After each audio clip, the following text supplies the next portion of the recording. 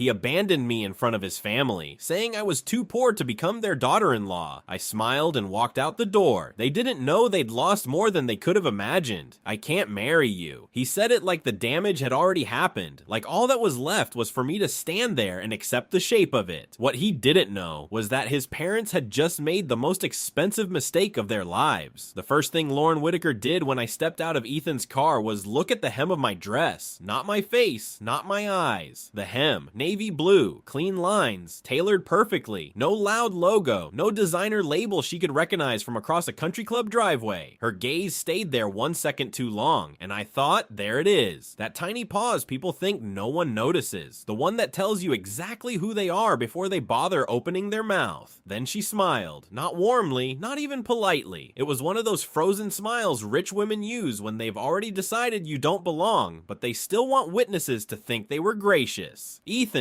she said, touching his arm while looking past me.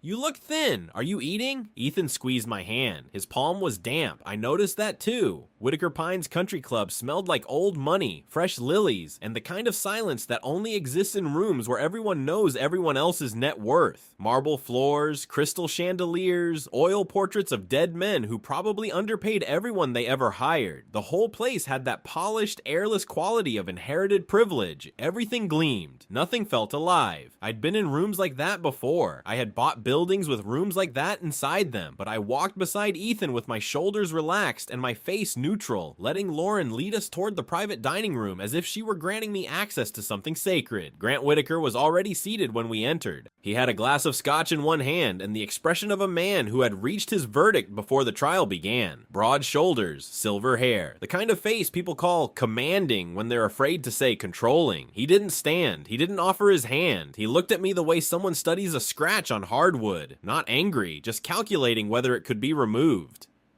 So, he said before I had even unfolded my napkin, Ethan tells us you work in operations. That's right. Operations, he repeated, as if the word tasted cheap. That can mean almost anything. It can. His eyes narrowed slightly. What does your family do?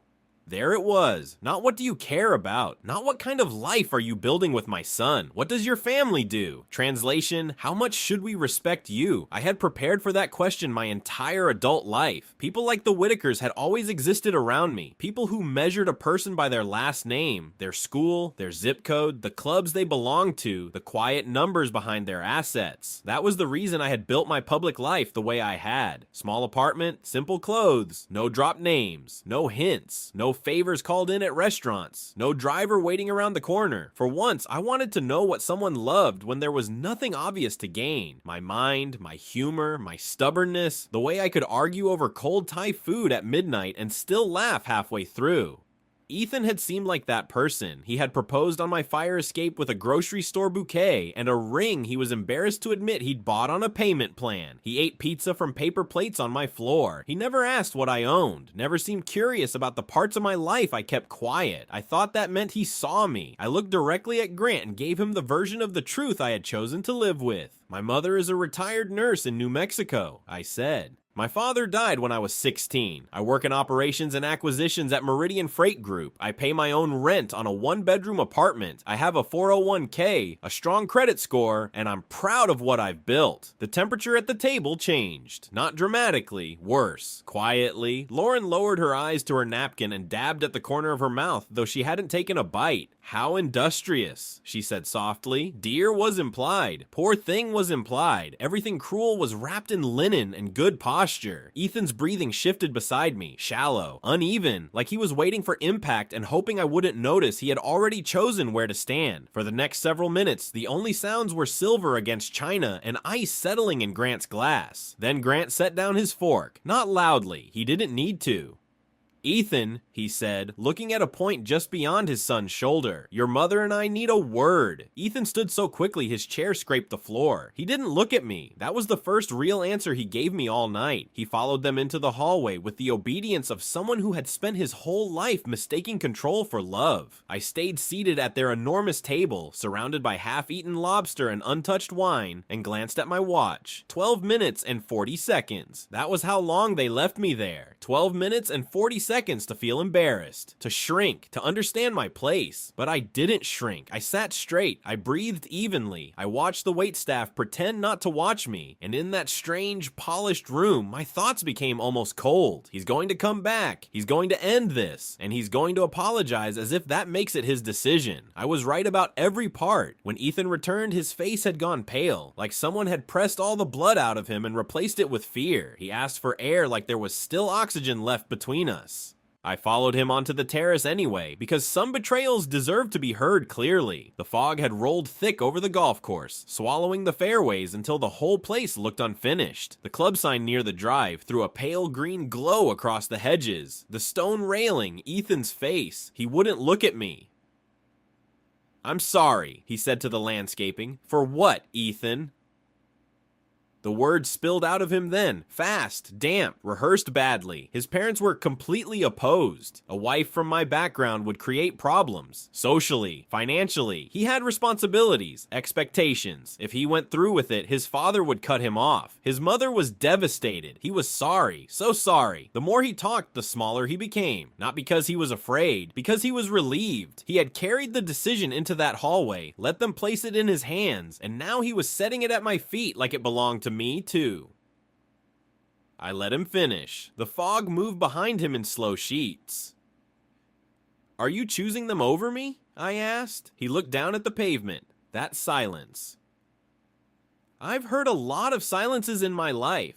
The silence before a board vote, the silence after a rejected acquisition, the silence in a conference room when the final numbers come in and everyone knows someone is about to lose more than money. But that silence on the terrace, under that sick green light, was louder than any answer he could have given. It was complete. It said everything. It told me what I should have known 6 months earlier. Something inside me switched off. No sobbing, no begging, no dramatic break in my voice. Just a clean severing, like a circuit cut at the source. I took off the ring. It was a plain silver band, the one he had slid onto my finger on his fire escape at 11 o'clock on a Tuesday night, his hands shaking, a grocery store bouquet crushed between us, the one he said mattered more than anything expensive because it was us.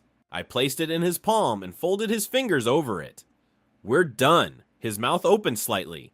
"You didn't want me," I said. "You wanted the story, the uncomplicated girl, the simple love, the version of intimacy that never asks you to lose anything." He flinched at that. Good. I walked to the parking lot with my heels steady on the concrete. I didn't look back. By the time I reached the edge of the lot, I had ordered a car. By the time I slid into the back seat and the country club disappeared behind the fog, I had opened my email. There was a restructuring memo from my CFO waiting at the top of my inbox. I read it twice on the ride home, because that is what people like the Whitakers never understand about people who have built themselves from pressure. Disappointment does not stop the work. Sometimes it sharpens it, and you need to understand the work before you understand what they had actually thrown away.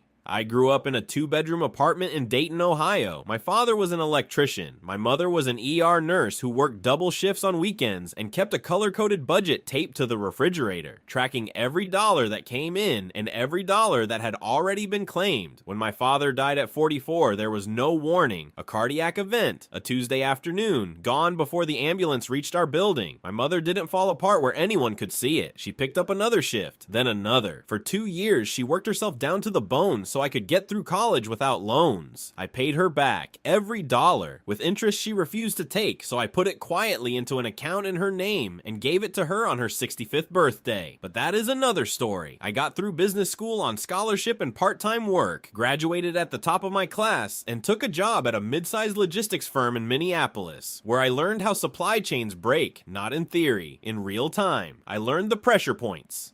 The bad leadership patterns, the hidden rot inside companies that looked profitable until someone opened the books and found years of neglect dressed up as strategy. Then I left, and I built my own company. Meridian Freight Group was incorporated in 2016 with $2.3 million in seed capital, most of it mine. The rest came from 2 investors who had watched me work long enough to understand I didn't gamble. I calculated. The thesis was simple. Find logistics and distribution companies that were operationally solid but cash catastrophically mismanaged, acquire them at distressed valuations, rebuild leadership, systems, contracts, and accountability from the ground up, then either hold them for cash flow or sell them at multiples that made even cautious people smile. By the time I met Ethan at a charity gala on a rainy Thursday night the previous spring, Meridian controlled $1.4 billion in assets across 11 portfolio companies. I was 36. My office was the penthouse level of Meridian Tower, 58 stories of black steel and glass in downtown Denver, with floor-to-ceiling windows and an antique mahogany desk that had once belonged to a shipping magnate. I told people I worked in operations. It was true. It was also the most useful filter I had ever built. When I told Ethan, he only said, "Cool." By morning, the ring was gone from my finger. By afternoon, his family's name was sitting in a red-bordered folder on my desk. And that was when I realized the story had not ended on that terrace. It had only changed rooms. Ethan had asked if I wanted the last slice of pizza the night we met, then spent the next 40 minutes making me laugh harder than I had in years. He had seemed almost aggressively ordinary in the best possible way. He drove a 7-year-old Subaru. He wore the same flannel jacket on 4 dates. When I ordered the cheaper bottle of wine, he didn't pause, didn't scan the label, didn't perform that small, wealthy person calculation of whether my choice embarrassed him. I thought I had found the exception. What I had actually found was a coward in comfortable clothing. I just didn't know it yet. The morning after Whitaker Pines, I went back to work. I reviewed Meridian's acquisition pipeline. I took 3 calls from portfolio company CEOs. I ate lunch at my desk, a turkey sandwich from the deli downstairs, mustard on the side, nothing elegant enough to interest Lauren Whitaker. By 2 o'clock, I had mostly stopped thinking about Ethan. By then, I was thinking about a restructuring proposal for a struggling freight forwarder outside Nashville that my senior analyst, Nolan Price, had flagged the week before. Nolan was 29, quiet, precise, and so methodical that watching him analyze a damaged company almost felt meditative. He had the rare gift of seeing operational value inside what looked like disorder. He'd joined Meridian 3 years earlier from a top consulting firm, and in my opinion, he was already one of the strongest analysts in the sector. At 3:47 p.m., he knocked once on my office door and stepped inside with a red-bordered folder. "Whitaker Industrial," he said. I looked up. "Mid-tier manufacturing," he continued. "Third-generation inherited leadership. They've been trying to get a meeting with you for 6 months." I said nothing. Nolan sat down. "They're over-leveraged by a factor of 3. Their fourth-quarter earnings show what our forensic accounting consultant believes is channel stuffing. They're approximately 60 days from a default that could trigger a covenant cascade across the full debt structure." He paused. "The assets are solid. The problem is management, not the underlying business." I opened the folder. On the first page, under company overview, sat the name of the primary contact, Grant Whitaker, chairman and CEO. Whitaker Industrial. I stared at it for a moment, long enough for the silence to become noticeable. Then I closed the folder halfway.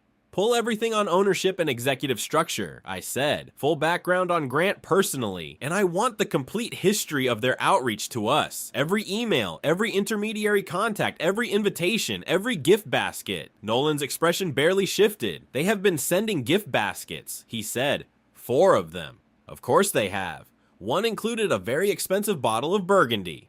"Who drank it?" "Marcus took it home."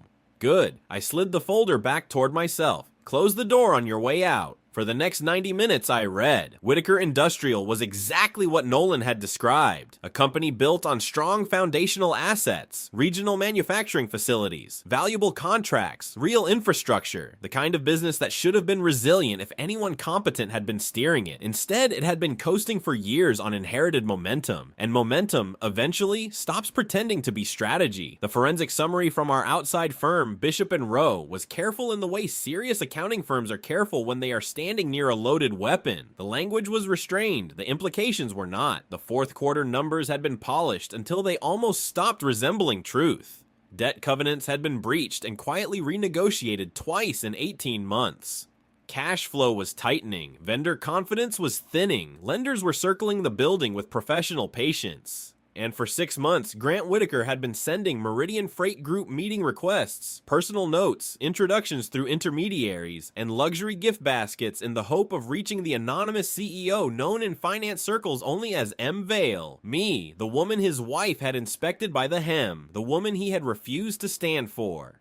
The poor daughter-in-law who would have embarrassed them. I closed the folder and looked out over Denver through the glass wall of my office. Far below, traffic moved in disciplined lines between the towers. Tiny, orderly, indifferent. Then I picked up the phone and called legal. My outside M&A counsel was Allison Keene, 23 years in transactions, formerly of Stanton Hale, now running her own boutique firm focused solely on complex acquisitions. She had negotiated 7 of Meridian's 11 portfolio deals. Allison was exacting, unsentimental, and physically incapable of overlooking a detail. When she answered, I didn't waste time. I need the Whitaker industrial file locked down, I said. Full disclosure request, accelerated timeline, forensic accounting completed before any meeting, legal structure bulletproof before we get near a term sheet. There was a brief pause. What's your concern? Personal connection. Another pause, smaller. The chairman's son was recently my fiancé. This silence had texture. Was, Allison said. Was, I confirmed. Do you want to recuse yourself from this one? I thought about Ethan on the terrace, his eyes on the pavement, his hand closing around that cheap silver ring as if it burned him. Then I thought about Grant Whitaker looking through me. No, I said, but I want every number independently verified and every step documented so thoroughly the acquisition rationale stands on its own. This cannot look like revenge. Allison understood the part I didn't say. It could not look like revenge because it wasn't. Revenge is emotional. This was business. Understood, she said. 12 days, Allison said. That was all she needed. Not 2 weeks, not a month. 12 days to turn their desperation into a paper trail no one could charm their way out of. The documentation package was 280 pages. Bishop and Rowe's forensic accounting report identified 3 separate instances of earnings manipulation, totaling roughly $4.7 million in fabricated revenue across 2 fiscal years. The legal analysis confirmed that the channel stuffing methods would likely qualify as securities fraud under SEC standards if Whitaker Industrial had been publicly traded. It wasn't. But intent was another matter, and intent had been preserved beautifully by Grant's own finance team, in emails so careless they almost felt like a gift. Allison flagged the worst of them with a note that said only, Exhibit D, do not lose. I called Nolan Price into my office on Thursday morning and told him the acquisition could move to the next stage. Schedule the meeting with Whitaker Industrial's executive team, I said. Next Tuesday, 9 a.m. standard channels. Meridian letterhead, no personal name attached. Nolan stood with his tablet balanced in one hand. What should we list for the meeting host? Nothing. His eyes moved once, just slightly. Just the company, I said. They know who they're coming to see. He nodded. Nolan was good enough at his job to understand when a detail was not missing by accident. That Sunday, my assistant Marcus came to my home office with a tablet and the expression he wore only when something was both professionally important and personally satisfying. Marcus had been with me 12 years. He knew every calendar trick, every quiet donation, every boardroom enemy I'd outlasted, every door I had opened without letting my name appear on the brass plate. So when he looked amused, I paid attention. Whitaker Industrial's legal team did something interesting this morning, he said. I looked up from my laptop. Define interesting. Someone finally ran a deeper search on the unredacted corporate registry, not the public-facing index, the actual ownership records. He set the tablet on my desk. They were verifying the ownership structure before Tuesday. The filing was already open. Founder, majority shareholder, CEO, Meridian Freight Group, Mara Evelyn Vale, my full legal name. Marcus tilted his head. That probably explains the 12 missed calls since 8. I leaned back in my chair and looked at the ceiling for one quiet second. Not because I was surprised, because I wanted to remember the exact moment the balance shifted. There's more, Marcus said. Of course there was. He swiped to a social media page tied to Lauren Whitaker's identification documents, which Grant's team had submitted in their rushed disclosure package. It was the kind of procedural sloppiness that happens when lawyers work fast and frightened people start forwarding everything. At the top of Lauren's feed was a photo posted 3 days after the dinner at Whitaker Pines. Grant, Lauren, and Ethan laughing in the same private dining room. I had been cropped out, not carefully, not even cleanly, just removed with the lazy confidence of someone who assumed I did not matter enough to erase well. The caption read, "So proud of our Ethan for making the right choice. Our family deserves legacy, not a charity case. Dodged a bullet, family first. I looked at it for a long time. The word that stayed with me was not poor. It was charity case, not because it hurt, because of the belief underneath it, the absolute ease of it, the clean, comfortable certainty that a woman who paid her own rent and spoke honestly about her background was automatically beneath them, that the truth I had given without shame was, in their minds, evidence of deficiency rather than discipline. I handed the tablet back. Block the calls until Tuesday, I said. All of them? All of them. Ethan, Grant, Lauren. Any number they borrow. Any email gets the standard acquisition timeline response. Marcus nodded once. And if they come to the building, they won't. He waited. They need this too much to risk offending us. I was right. They waited. Tuesday morning, 8:45 a.m., I watched them arrive through the lobby security feed from my office on the 58th floor. They didn't stride in. That was what I remember most clearly. The Whitakers, who had sat across from me in their private dining room and found me unsuitable, entered the Meridian lobby like people stepping onto ice they had just realized might not hold. The building did what it was built to do. It communicated scale, permanence, control, not with decoration, but with silence. Black steel, glass walls, security desks staffed by people who did not need to raise their voices, elevators that opened only for those who had already been cleared. Grant was sweating through his tailored suit. He kept tugging at his collar as if the fabric had turned against him. Lauren held her designer bag in both hands, not like a status symbol, like a flotation device. Fingers tight around the handles, knuckles pale. And Ethan looked like he had not slept in 3 days, which, considering he had spent those 3 days calling my block number from borrowed phones and leaving messages I did not listen to, was probably accurate. I let them sit in conference room A for 22 minutes. Not long enough to be cruel, long enough to be educational. From the feed, I watched Grant check his watch 7 times. Lauren whispered something to Ethan and he shook his head without looking at her. At one point, he stood, sat back down, then pressed both hands flat against the table as if steadying himself. No one spoke much after that. Good. Silence can be useful when people are finally forced to hear themselves. At 9:22, I closed my laptop, stood, and smoothed the front of my navy suit. Not the dress from the country club, something sharper. Then I took the private elevator down 1 floor to the executive conference level. Allison was already waiting outside the door with Nolan and Marcus. She handed me the meeting packet without comment. On the first page, under Acquisition Authority, my name was printed in full, Mara Evelyn Vale. I rested my fingers on the folder, then I opened the door. By the time I reached the door, they already knew something had shifted. Not enough to understand it, just enough to be afraid before I even walked in. I watched them on the closed circuit feed from my office. Grant paced first, 3 steps one way, 4 back, 1 hand at his collar like the room had started closing around his throat. Lauren stayed seated, spine rigid, purse in her lap, both hands locked over the handles. It didn't look like composure. It looked like a woman who had stopped trusting her legs to hold her.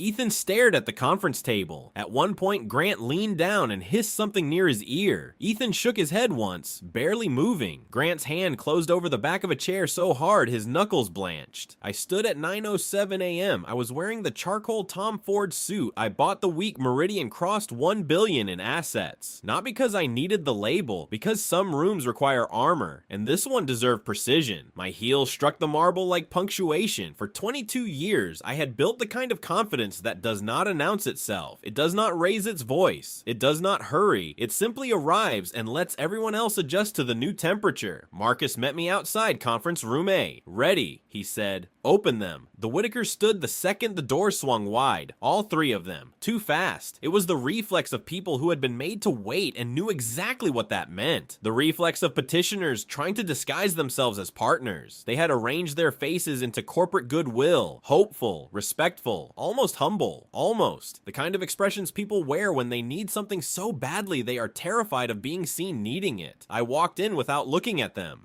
Straight to the head of the table. I set my portfolio down, sat, folded my hands, and only then lifted my eyes. I watched their masks come apart in order, Grant first. The blood left his face so quickly it looked physical, like something had been pulled from him. His mouth opened, but no sound came out. His body shifted backward before he caught himself on the edge of the table. Lauren next. A small sound broke in her throat. Not quite a gasp, not quite a sob. Her hand flew to her mouth, her eyes widening and then shining immediately. Ethan was last. His face was worse because it moved through too many things at once. Horror, recognition, shame, and then, for one brief second, hope. That was the part that almost made me laugh. He saw me sitting there, wearing power he had never bothered to imagine, and some desperate little part of him thought maybe this meant he had not lost me after all. He killed the expression quickly, not quickly enough. The silence lasted 8 seconds. I counted. Grant stopped, swallowed, tried again. You're Ms. Vale. It was not quite a question. It was a man reaching the final page of a contract and realizing he had misunderstood every clause before it. Ms. Vale in this room, Grant. His jaw tightened at the sound of his first name. Good. I opened the acquisition file. The pages landed against the glass table with a clean, flat sound. I've spent the past 2 weeks reviewing Whitaker Industrial's financial position in detail. I said, you are over-leveraged by a factor of 3. Your fourth quarter earnings include channel stuffing that our forensic accounting team has documented across multiple fiscal periods, totaling approximately $4.7 million in fabricated revenue. Grant's eyes flicked toward Allison. She did not blink. You are 30 days from a payroll default, I continued, and 60 days from a covenant cascade that will accelerate every major debt instrument in your capital structure at the same time. Lauren's fingers tightened around her bag. Ethan closed his eyes. I looked back at Grant. You are here because Meridian is the only institution still willing to sit in a room with you. Everyone else has done the math and walked away. Grant inhaled like he meant to speak. Lauren moved first. She leaned across the table, and whatever polished society training had held her together finally split down the middle. Her voice came out thick, wet, stripped of every careful edge she had used at the country club. Mara, please. There it was, my first name, a privilege she had not earned. We were wrong, she said, completely wrong. We had no idea who you were. I watched her face while she said it, not who I was as a person, who I was on paper. You are clearly brilliant, she continued. Extraordinary. We would be honored to have you in our family. We can start over, all of us. We can have a real conversation. A family conversation, I said. She froze. Like the one you called at Whitaker Pines. The room went still in a different way. The kind of stillness that forms when someone realizes the thing they thought was private has followed them into the room. Lauren's lips parted, but nothing useful came out. I reached for my pen. After full review, I cannot approve this acquisition. Grant's head snapped toward me. Mara, Ms. Vale. His mouth shut. I drew one line through the cover page. Single stroke. Clean. Meridian Freight Group is categorically opposed to investing in a company this poorly managed, this financially compromised, and this fundamentally lacking in the leadership integrity our portfolio requires. The words sat on the table between us. No one touched them. Grant looked at the folder like it might still change if he stared hard enough. Lauren's shoulders had started to tremble, but she held her chin up because even panic had to be presented correctly. Then Ethan moved. He came around the table. I had not expected that. Ethan moved before anyone could stop him, and the moment he dropped beside my chair, the entire room seemed to understand what he had not. Begging looks different when there are witnesses. He crossed the conference room too quickly, knocking the edge of the table with his hip, then crouched at my side like the meeting had become private just because he wanted it to. It was so far outside every professional boundary that Grant made a low, involuntary sound behind him. Ethan didn't turn. His eyes were bloodshot. His fingers trembled against his knees.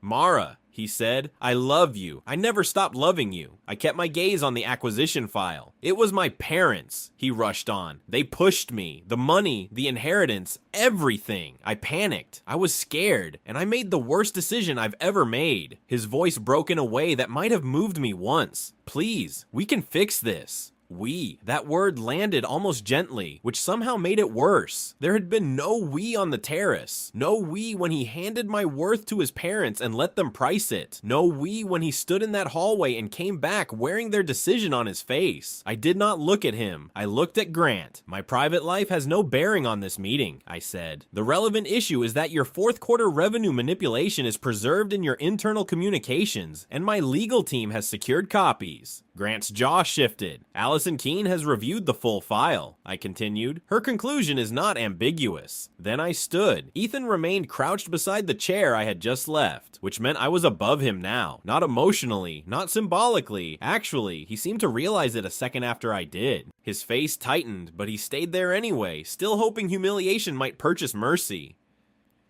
The meeting is over, I said. Marcus will escort you out.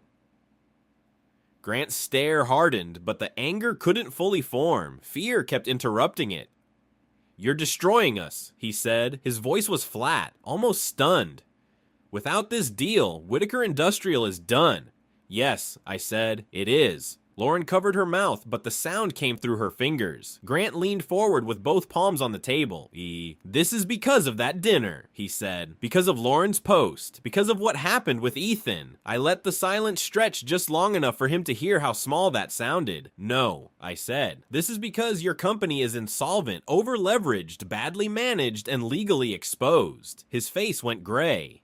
"The dinner only made me curious enough to examine the file personally. If you had not dismissed me so easily, maybe someone on your side would have discovered who I was before your position deteriorated beyond repair. I closed my portfolio. You mistook access for superiority. That error is yours." I pressed the intercom. "Marcus, conference room A." The doors opened almost immediately. 2 security officers stepped in, calm, silent, professional in the way people are when they have no need to prove authority. They didn't raise their voices. They didn't touch anyone. They simply waited. Grant looked around the room once, as if searching for a final lever to pull. There wasn't one. He walked out first, slower than he had entered, his shoulders set under the weight of a collapse he could no longer postpone. Lauren followed, crying without elegance now. Mascara had cut thin black paths down her cheeks. She did not wipe them away. Her bag hung from one arm as if she had forgotten it had once meant something. Ethan rose last. For 1 second he stood beside my chair, still close enough that I could see the exhaustion under his skin. "The fire escape," he said quietly. "That night was real." I looked at him then, not with anger. That would have required more from me than he had left. "I know," I said, "but real is not the same as enough." Whatever he had been holding on to broke behind his eyes. Then security closed the doors. The room settled. I stayed by the window for a moment, looking out over the city. Across the street, a hawk circled on a current of warm air, rising off the glass towers. It barely moved its wings. It did not fight the height. It belonged there. I watched it make one slow turn. Then I returned to my desk. 17 days later, Whitaker Industrial filed for Chapter 11. The news moved quickly through the financial press, but the collapse itself was not quick. Not really. It had been happening for years. The filing was only the moment everyone else was forced to see it. The covenant default triggered the acceleration clauses. The acceleration clauses brought the lenders in. The lenders brought the creditor demands. The creditor demands exposed how little room Grant had left to maneuver. Once that happened, the structure failed exactly the way Allison said it would, all at once. Their estate outside Boulder went on the market within a month. Tennis court, guest cottage, manicured gardens. Every photograph staged to suggest permanence, while the listing itself proved the opposite. Their membership at Whitaker Pines was revoked the same week for unpaid dues. Grant was named in 2 investor suits, alleging that he had misrepresented the company's financial condition. Bishop and Rowe's forensic findings, originally prepared for Meridian's due diligence, were subpoenaed in the second case. Their lead partner sat for an 11-hour deposition, and, from what I heard, did not soften a single conclusion. Lauren filed for divorce in February. I saw it in the business section of the Denver paper. 3 short paragraphs, no glossy profile, no sympathetic feature.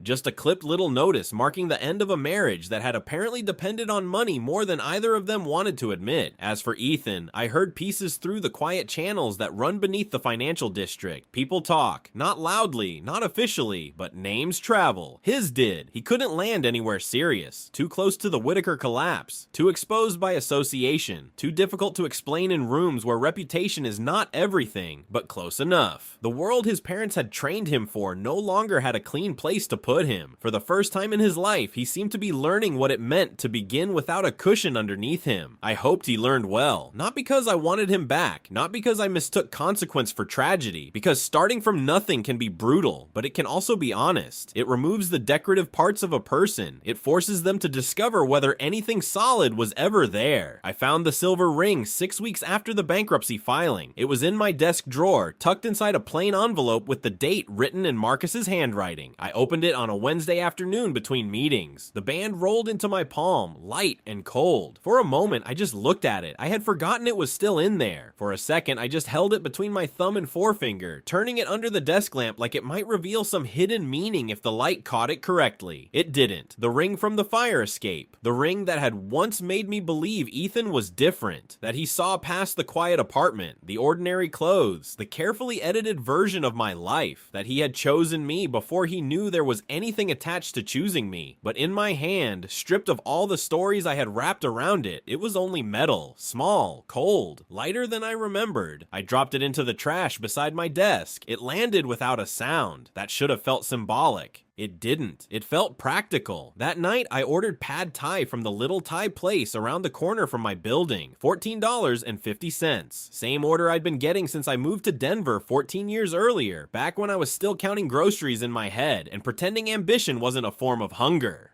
I carried the container out onto my penthouse balcony and ate straight from the box while the city glittered below me. The air was sharp and clean, the kind of late winter cold that makes every light look precise. A week of hard weather had scrubbed the sky clear, and the towers stood black and silver against it, calm as witnesses. At 9:06 p.m., my phone lit up. Unknown number. The preview showed just enough.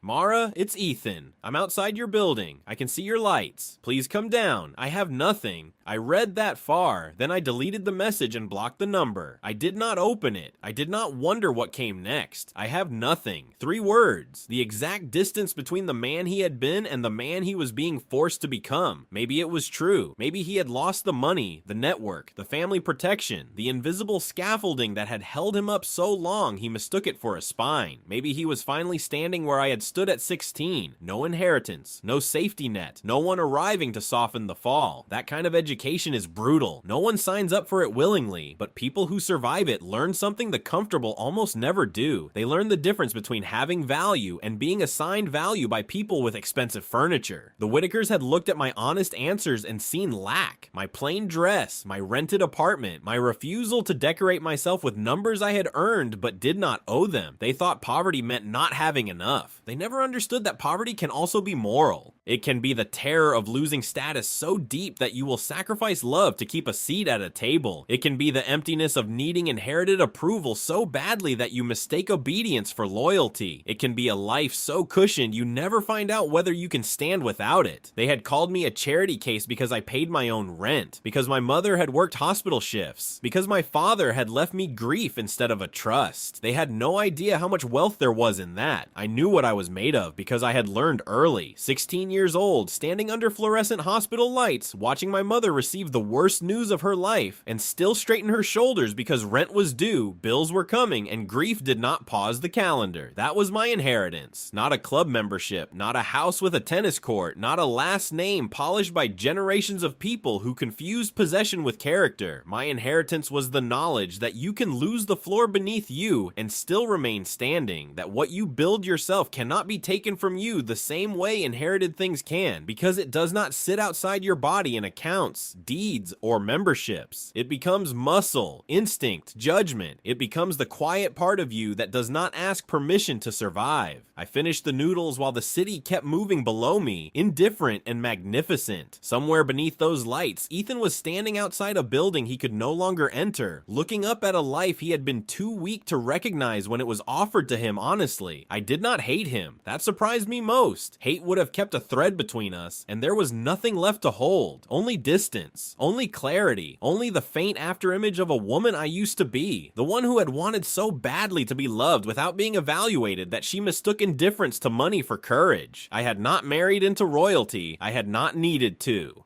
While they were protecting a legacy they did not build, I had built something that answered only to me. A company, a name, a life, a kingdom. If they needed language, they could understand. And inside it, my worth had never been up for family discussion. I went back inside, set the empty takeout container on the counter, washed my hands, and looked once toward the dark screen of my phone. No new messages. Good. Then I walked into my office, opened the next acquisition file, and went back to work.